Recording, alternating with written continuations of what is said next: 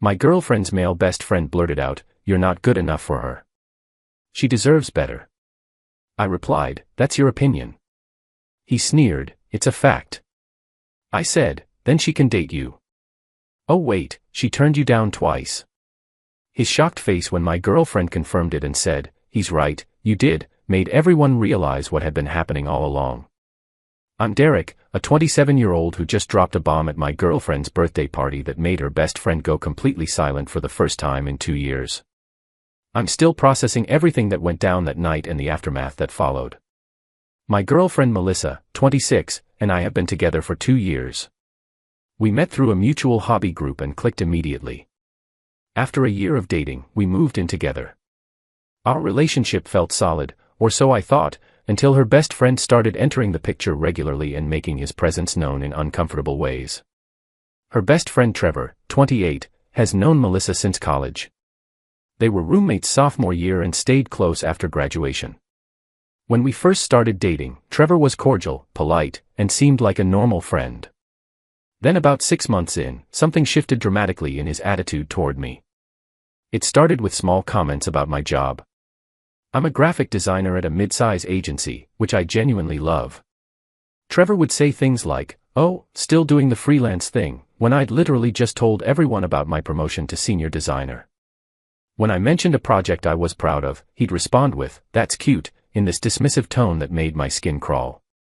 Melissa would laugh it off whenever I brought it up. "He's just like that, sarcastic sense of humor. Don't take it personally," she'd say. But it kept escalating in ways that felt intentional. Trevor would forget to invite me to group hangouts, show up at our apartment unannounced and act surprised I was there, and make pointed comments about how Melissa used to date guys who were more ambitious than me. The breaking point happened 3 weeks ago at Melissa's birthday dinner.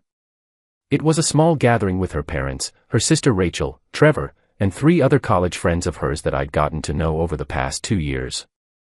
We were at this nice restaurant, conversation flowing smoothly, when Trevor started in on me again. "So when are you finally going to get a real career?" he asked loud enough for the entire table to hear. I looked up from my menu, trying to stay calm. "I have a career. I'm a senior designer at." "Yeah, but when are you going to do something that actually matters?" Trevor interrupted. "Melissa works in finance, makes 6 figures.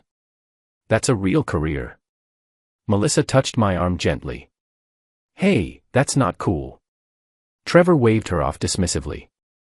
"I'm just saying she deserves someone on her level, someone who can actually provide for her properly." I felt my jaw tighten, but I kept my voice level and measured. "That's your opinion." He leaned back in his chair with this infuriating smirk on his face. "It's not an opinion, it's a fact. You're not good enough for her. She deserves better than what you can offer." The table went completely quiet. Melissa's mom looked uncomfortable and shifted in her seat. Rachel was staring intently at her plate, clearly wishing she could disappear. Something in me just snapped, not into anger, but into crystal clear clarity about what was really happening here. "Then she can date you," I said calmly, letting the words hang in the air. "Oh wait, she turned you down twice." Trevor's face went white, then flushed bright red. "What are you?" I looked directly at Melissa. "He did ask you out twice, right? Once sophomore year, and once right after graduation." Everyone at the table turned to look at her. Melissa had gone pale, her eyes wide with shock. How did you?" "You told me 6 months ago when we were talking about how we met," I continued. "You mentioned he tried to make it romantic, but you only saw him as a friend." Trevor stood up so fast his chair scraped loudly against the floor. That was different." "Different how?" I asked, keeping my tone neutral. "Different because you decided after 2 rejections that if you couldn't have her, you'd make sure anyone she dated felt inadequate." Melissa's dad made a noise that might have been a suppressed laugh. Melissa was staring at Trevor with this look of dawning realization. "Is that what this has been about? All the comments, the attitude toward him, the—" "No, I'm looking out for you," Trevor protested desperately. "He's not good enough. You need someone like you." Rachel cut in sharply. "Dude," she said no twice. "Move on already." Trevor looked around the table frantically. No one was on his side. Melissa's mom was giving him this deeply disappointed look. Her other friends were suddenly very interested in their drinks, avoiding eye contact with him completely. You know what? Fine, Trevor said, grabbing his jacket. When this relationship crashes and burns, don't come crying to me. He stormed out, leaving his credit card at the table for his portion of the bill, which was almost funny given his earlier comments about my financial situation. The dinner continued, but the energy was weird and tense. Melissa kept apologizing profusely. Her parents were overly nice to me, which felt like compensation for what had happened. Her friends were giving me these sympathetic looks that made me uncomfortable. We got home around 11 p.m., and Melissa was quiet the entire drive. I'm sorry, she said as we walked into our apartment. I had no idea he was. For 2 years. I asked. I know. I should have seen it. I should have said something sooner. I sat down on the couch, suddenly exhausted. Did you know he was talking about me to other people? She froze in place. What? Your friend group? Has he been saying stuff about me when I'm not around? I mean, sometimes he'd make comments, but I thought. What kind of comments? She sat down beside me, looking miserable. That you were holding me back. That I could do better. That you weren't, she took a deep breath. That you weren't serious about your career or our future. And you never told me any of this. I thought he'd get over it. I thought once he saw how happy we are together, he'd back off and accept our relationship. I nodded slowly, processing everything. Okay. Yeah, I need some time to think about all of this. That conversation happened 3 weeks ago. The fallout from the birthday dinner has been intense and far-reaching. Trevor didn't take the public rejection well at all, not even close. First, he tried the apology route. He texted Melissa the next day with this long, rambling message about how he came on too strong but was just trying to protect her, and how he values their friendship too much to let a guy come between them. Notice how it's still somehow my fault in his twisted version of events. Melissa showed me the text and asked what I thought. He didn't apologize to me, I pointed out. He apologized to you about me, like I'm not even a person in this situation. She stared at the message for a long moment, then blocked his number without another word. That's when things really started to escalate beyond what any of us expected. Melissa's other friends from college started reaching out with disturbing information. Turns out Trevor had been running a smear campaign against me for months in their group chats. He'd been sending messages about how I was controlling because I didn't want to hang out with someone who openly hated me, how I was isolating Melissa because we spent time together like normal couples do, and how I was financially dependent on her even though we split rent 50-50ths. One of her friends named Sophie forwarded Melissa the messages with screenshots dating back 8 months. Just constant negativity about me, our relationship, and my intentions. Every message was designed to paint me as the villain in a story Trevor had completely fabricated. Melissa called me at work crying. I can't believe I didn't see this. I can't believe I let him trash you to our friends for months and didn't notice what was happening. Did anyone push back against what he was saying? I asked. Rachel did a few times, but Trevor would always frame it like he was just concerned for my well-being. And everyone knows we've been close forever, so they believed him or at least didn't question it enough. Trevor tried a different approach when blocking didn't work to deter him. He started showing up at places he knew we'd be, the coffee shop we go to on Sunday mornings, the farmer's market we hit on Saturday afternoons, even our apartment building lobby once, just standing there waiting. Each time he tried to talk to Melissa while ignoring me completely, acting like I wasn't standing right there beside her. We need to talk, he said at the coffee shop, his voice urgent. Alone. No, Melissa said firmly, we don't. You're really going to throw away 8 years of friendship over some guy? I'm throwing away a friendship with someone who's been lying to me and about my boyfriend for months. That's not friendship, Trevor. That's manipulation. He looked at me then, really looked at me with pure hatred in his eyes. This is your fault. You turned her against me. Nah, man, I replied calmly. You did that yourself with your own actions. Trevor stepped closer, invading my space. You think you've won? You think this is over? Melissa got between us physically. Stop. Just stop. Leave us alone, Trevor. Or what? or I'll get a restraining order. I'm serious. This is harassment, and you know it. He left, but the look he gave me said the situation was far from over in his mind. 2 days later, Melissa got a call from her supervisor at work. Someone had sent an anonymous email to her company claiming she was having an inappropriate relationship with a subordinate. She isn't, and misusing company resources. She also isn't. HR had to investigate the allegations. Melissa had to sit through multiple interviews, provide evidence of all her work activities, and prove she hadn't done anything wrong. It was humiliating and incredibly stressful for her. There was no proof it was Trevor who sent the email, but the timing was extremely suspicious given recent events. Then I started getting weird friend requests on social media from obvious fake profiles with no photos and generic names. They'd send me messages saying things like, "Your girlfriend is cheating on you, she's using you," and "She talks about how boring you are" to her real friends. I blocked them as they came, but they kept multiplying like digital hydras. Rachel finally told us something that changed everything and made all the pieces fall into place. He tried to kiss her, she said over dinner at our place one evening. Melissa's face went slack with shock. What? When? Last year at your birthday party, before you two went public with your relationship. You'd had a few drinks. Trevor kept trying to get you alone on the balcony. I stayed close because something felt off about the whole situation. When you went to the bathroom, he told me he was going to make his move that night. Nothing happened because I literally didn't leave your side the rest of the evening.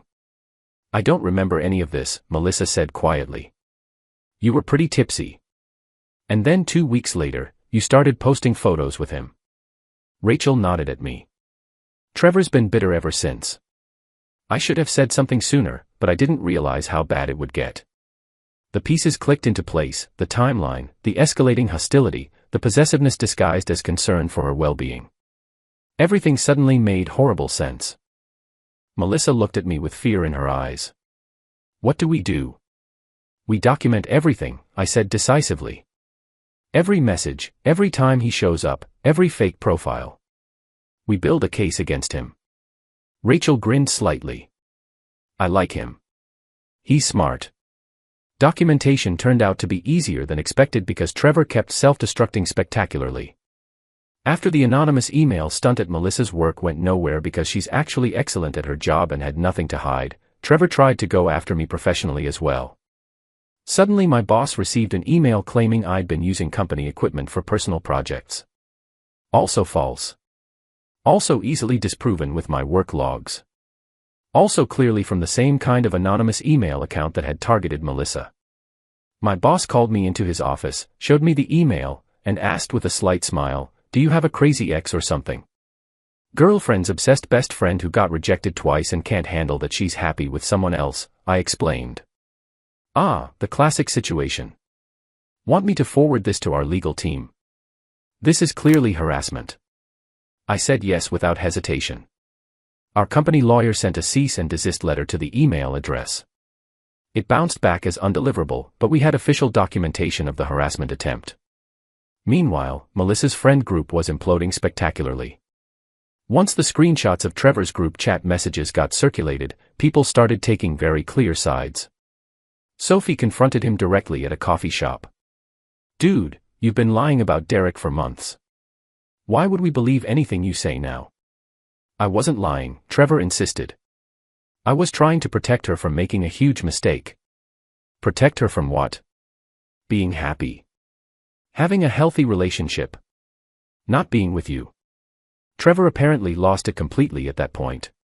He started yelling about how he'd been there for Melissa through everything, how he deserved a chance, how it was supposed to be them together. Sophie recorded the entire meltdown on her phone and sent it to the group chat. Even the people who'd been neutral before turned against Trevor after hearing that unhinged rant. But Trevor still wasn't done with his campaign of harassment. This is where the situation gets actually messed up and crosses into criminal territory.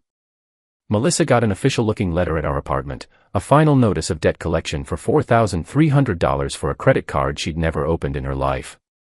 She completely freaked out and immediately called the credit card company. It was fraud. Someone had opened an account in her name 6 months earlier. The purchases told a disturbing story, all at places Trevor had specifically told her about over the years. Restaurants he'd recommended, stores he'd mentioned shopping at, even a gym membership at the place where he works out. The pattern was unmistakable. We filed a police report immediately. The detective handling the case asked if we had any idea who might have committed this identity theft. Her ex-best friend, I said without hesitation. He has access to her personal information from when they were roommates years ago. Social security number, birth date, mother's maiden name, all that information was on shared documents for their apartment lease back in college. Can you prove he did it? The detective asked. Not yet, but the pattern of purchases matches his specific recommendations perfectly, and the timing lines up exactly with when she started pulling away from him and getting serious with me. The detective said they'd investigate thoroughly. 2 days later, Trevor showed up at our apartment building again, buzzing up and claiming he had something important to tell Melissa. She refused to let him up and talk to him through the intercom system instead. The police called me, Trevor said, his voice shaking with what might have been fear or anger. About a credit card? This is insane.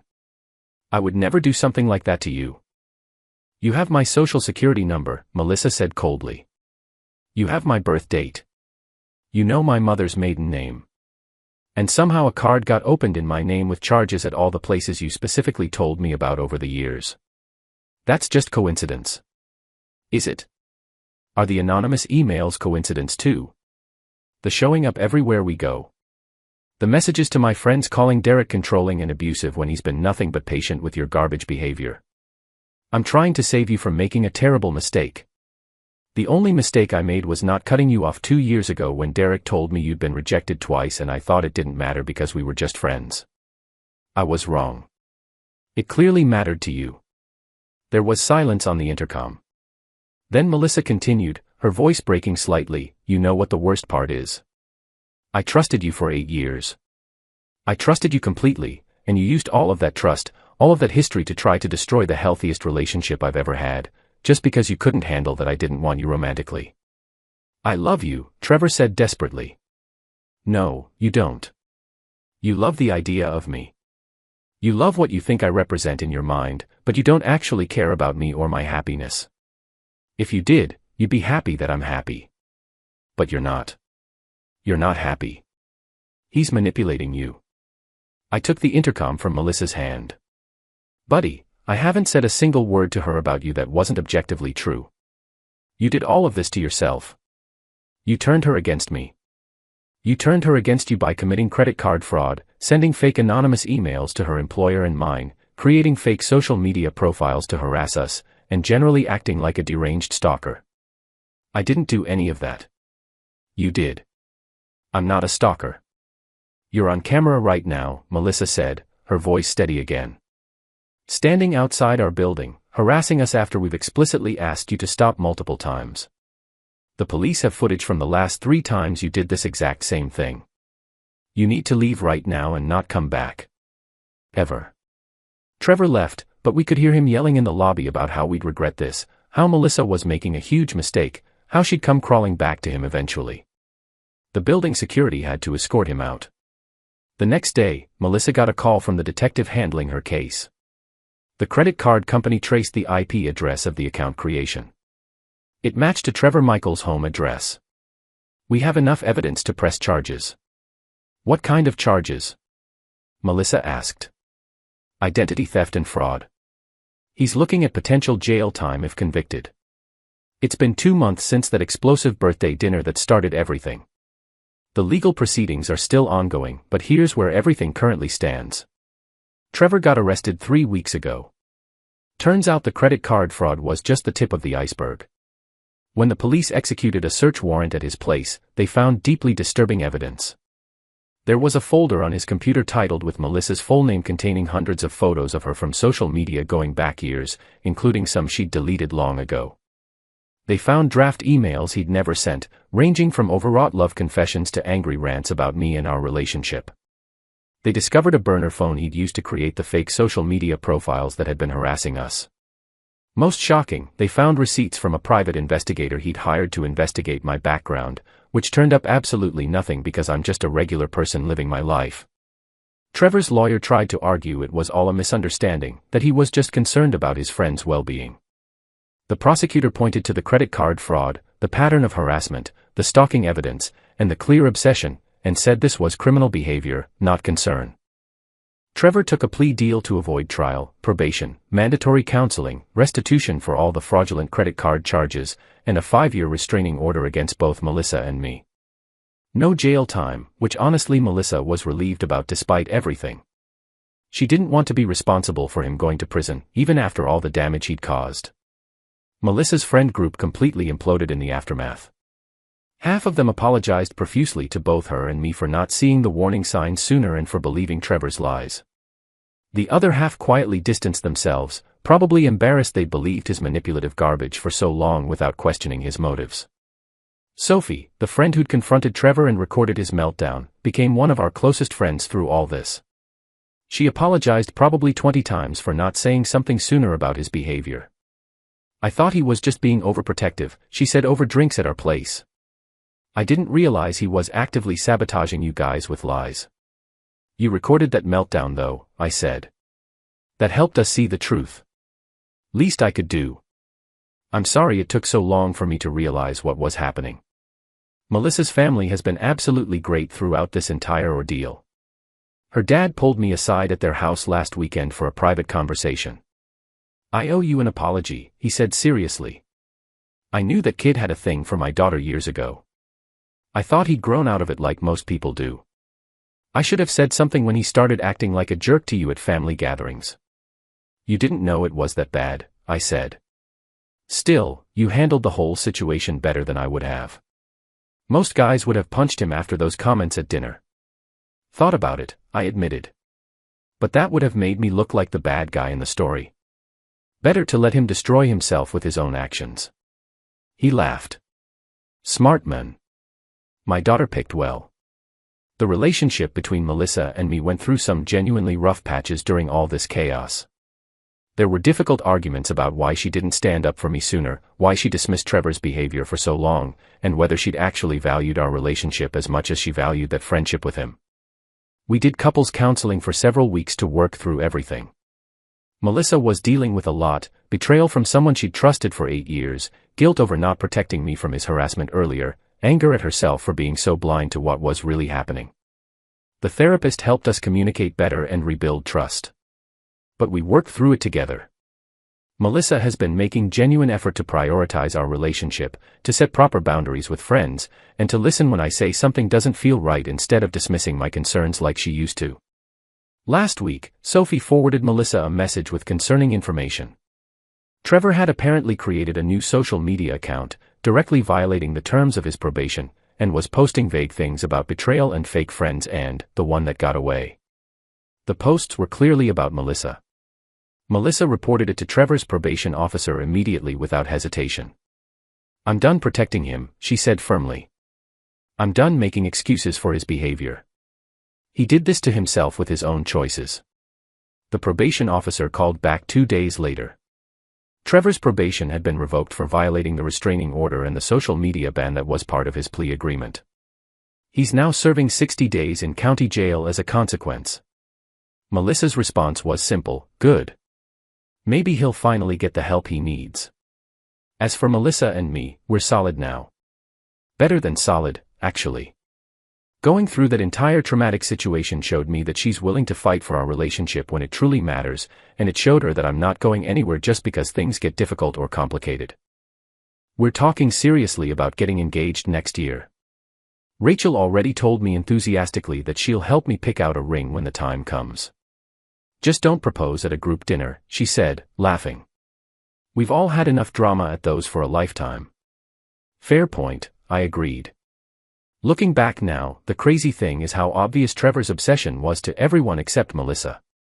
He never got over being rejected romantically, never moved on with his life, and built up this entire elaborate fantasy in his head where if he just waited long enough, proved himself enough, and made everyone else in her life look bad enough, Melissa would finally choose him. But that's not how life works. That's not how genuine love works. You can't manufacture feelings in another person. You can't manipulate someone into loving you the way you want them to.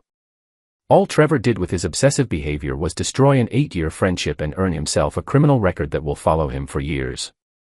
Someone asked me recently if I felt bad for Trevor after everything that happened. Honestly, not really. I feel bad for Melissa, who lost someone she genuinely considered family. I feel bad for Trevor's parents, who now have to deal with the fallout of their son's actions. But Trevor himself, he made deliberate choices every single step of the way. He chose to escalate instead of accepting rejection and moving on. He chose to hurt Melissa to get to me. He chose to break the law because he couldn't handle being told no. Those are his consequences to live with, not mine to feel guilty about. Melissa asked me one night why I never lost my cool through all of Trevor's harassment and manipulation. Why I stayed calm when he was actively trying to destroy my life and career. Because getting angry would have made it about me and him, I explained. But it was never really about me and him. It was about you choosing your own life and your own happiness. I just had to trust that eventually you'd see clearly who actually cared about you and who was just performing care to manipulate you into what they wanted. She cried when I said that. Good tears though, the kind that come with relief and understanding. Then she said something I'll never forget as long as I live. You know what the real difference between you and Trevor is, she asked. You trusted me to make my own choice about my own life. He tried to make it for me by tearing down my options. That's really what it came down to in the end. Respect, trust, and actual love versus possessive obsession disguised as friendship. 2 years later, we're still here building a life together. Trevor's not part of that picture anymore. And honestly, that feels like the only ending this story could have ever had. To anyone dealing with something similar, whether it's a jealous friend, an ex who won't accept it's over, or anyone trying to sabotage your relationship from the outside, here's my advice. Document absolutely everything. Trust your gut instincts when something feels wrong. And let them destroy themselves with their own behavior rather than giving them ammunition to use against you. People who genuinely care about you will show it through support and respect for your choices, not through sabotage and manipulation. The ones who need to tear down your relationship to feel important aren't your friends. They're obstacles pretending to be allies. Cut them out of your life. Move on without them. Be happy despite their attempts to prevent it. That's the best revenge there is, living well. And yeah, we're planning the engagement for spring. Trevor can enjoy his consequences while I enjoy the rest of my life with someone who finally sees me clearly and chooses me freely. Feels pretty damn good.